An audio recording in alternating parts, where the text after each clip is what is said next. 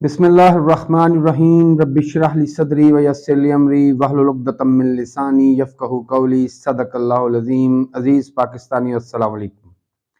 آج کے ولاگ میں ہم بات کریں گے پی ایم ایل این ایک سرکاری پارٹی، ورکرز کنونشن یا عوامی بغاوت، آئی ٹی اور جھوٹ۔ مگر سب سے پہلے آج کی ایک انتہائی مضحکہ خیز خبر۔ پاکستان کے اردو اخباروں میں ایک خبر شائع کروائی گئی ہے۔ جی ہاں، آج کل پاکستان میں چینلز پر خبریں چلوائی جاتی ہیں، اخبارات میں خبریں چھپوائی جاتی ہیں، اور وہ خبر یہ ہے کہ اسرائیل نے پاکستان کے دباؤ کے تحت حماس کے ساتھ جنگ بندی کی ہے۔ میں سمجھتا ہوں اس سے بڑی مضحکہ خیز یا بیوقوفانہ بات ہو ہی نہیں سکتی۔ پوری پاکستانی قوم نے دیکھا ہے کہ کیسے G20 کا ہو، شنگھائی کوآپریشن کانفرنس کا اجلاس ہو، چین کا دورہ ہو، یا پھر ریاض میں اسلامی سربراہی کانفرنس کا ہنگامی اجلاس، پاکستان کی موجودگی نہ ہونے کے برابر تھی۔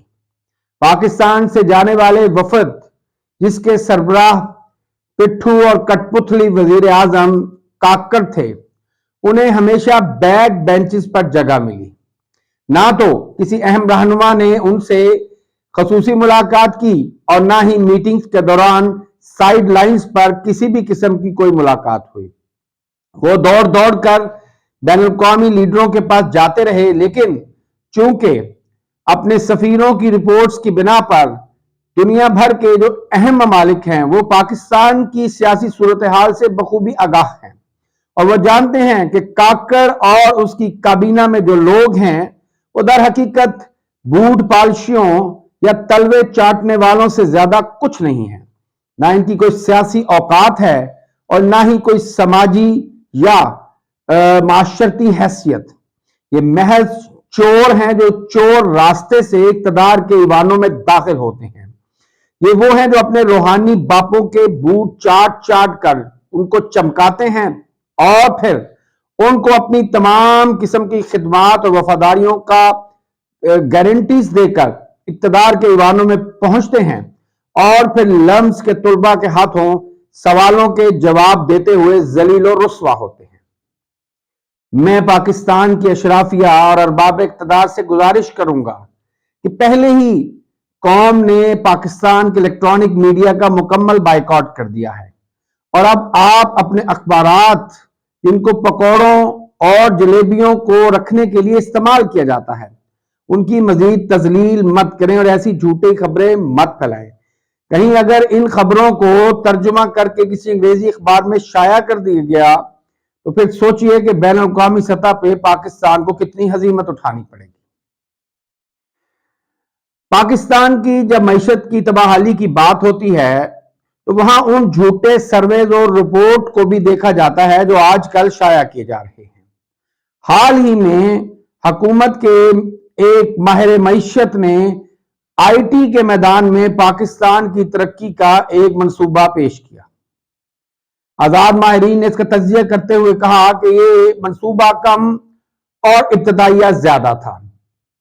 ایک لمبی چوڑی کہانی جو یقیناً مختلف قسم کے مکتوبات سے چھاپا لگا کر کٹ پیسٹ کر کر تشکیل دی گئی تھی، جبکہ جہاں اصل بات ہونی تھی، جہاں وہ منصوبہ پیش کیا جانا تھا کہ کیسے اگلے 2 سے 3 سال میں پاکستان کی آئی ٹی ایکسپورٹ کو $10 ارب تک پہنچا دیا جائے گا، تو ایسا لگا کہ جیسے کالج یا یونیورسٹی سے فارغ التحصیل کسی نومولود طالب علم یا نومولود آئی ٹی ایکسپرٹ کے ہاتھوں اس کو مرتب کیا گیا ہے۔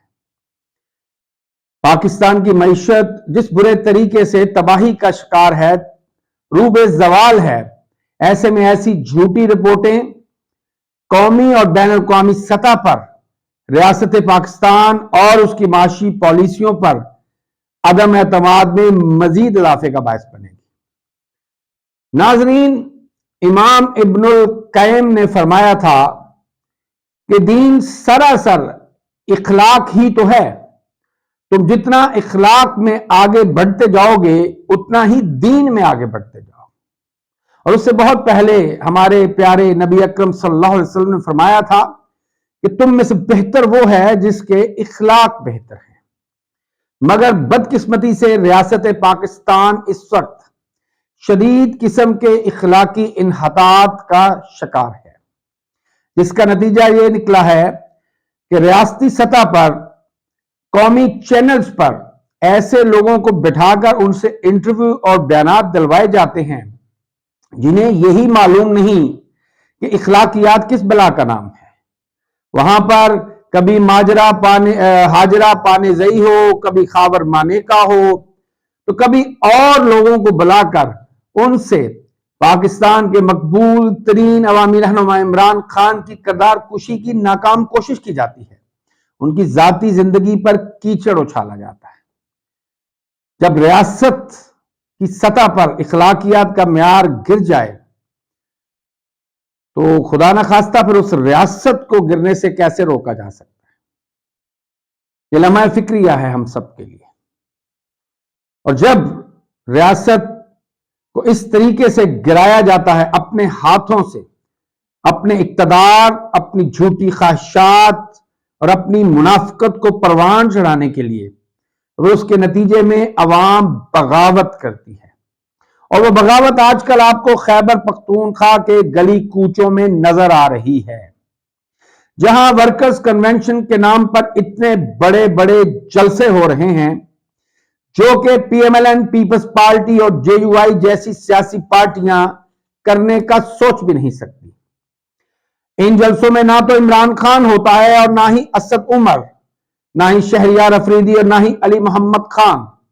صفحے اول کی قیادت کی غیر موجودگی میں محض مقامی لیڈروں اور شیر افضل مروت کی قیادت میں ہونے والے یہ ورکرز کنونشن در حقیقت کھلی عوامی بغاوت ہے۔ عوام نے اپنے غصے، اپنی نفرت کا کھل کر اظہار کر دیا ہے۔ عوام نے پاکستان کی موجودہ کٹ پتلی سرکار اور ان کے سرپرستوں کو یہ بتا دیا ہے کہ عوام کو یہ ڈرامہ اور یہ دھونس اور دھاندلی کا نظام مزید قبول نہیں ہے۔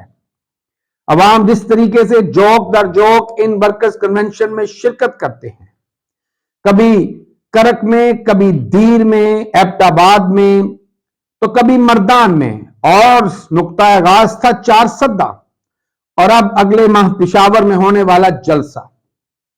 بہتر یہ ہے کہ حکمران عوام کے موڈ کو پڑھ لیں۔ یہاں پر ایک سوال پنجاب کی طرف بھی اٹھتا ہے کہ خیبر پختونخوا کے عوام نے تو خوف کے اور ظلم اور زیادتی کے بت توڑ دیے ہیں، زنجیریں توڑ دی ہیں۔ پنجاب جو کہ 13 کروڑ آبادی کا ایک صوبہ ہے، آخر وہ کب جاگے گا؟ کیا پنجابیوں کو یہ نظر نہیں آتا کہ جہاں پنجاب کے گلی محلوں سے لوگوں کی عورتوں، بہنوں اور بیٹیوں کو اٹھا کر جیلوں میں ڈالا گیا، ان کی چادر اور چار دیواریوں کا تقدس پامال کیا گیا، وہاں پورے صوبہ خیبر پختونخوا میں ایک بھی عورت کو گرفتار نہیں کیا گیا، کسی ایک کے بھی پولیس نے گھر میں گھسنے کی جرات نہیں کی۔ آخر ایسا کیوں ہے؟ کیا پاکستان کی موجودہ حکمران اشرفیہ اور ان کے سرپرست پنجابیوں کو بے غیرت سمجھتے ہیں؟ کیا وہ سمجھتے ہیں کہ پنجابی غیرت سے عاری ہیں؟ کیا وہ پنجابیوں کو بزدل اور نحیف سمجھتے ہیں؟ اب یہ پنجابیوں پر سوال اٹھتا ہے اور اس کا جواب بھی وہی دیں گے، اور وہ ثابت کرنا ہوگا کہ آپ بے غیرت نہیں ہیں، آپ بھی ایک غیرت مند قوم ہیں۔ آپ کو اپنی بہن، بیٹیوں اور اپنے گھر کی عزت کے تحفظ کو یقینی بنانا ہوگا، اور آپ کو بھی بتانا ہوگا کہ آپ گلو بٹوں پر مشتمل پولیس سے خوف زدہ نہیں ہیں، بلکہ آپ ان کا گریبان پکڑنے کے لیے تیار ہیں۔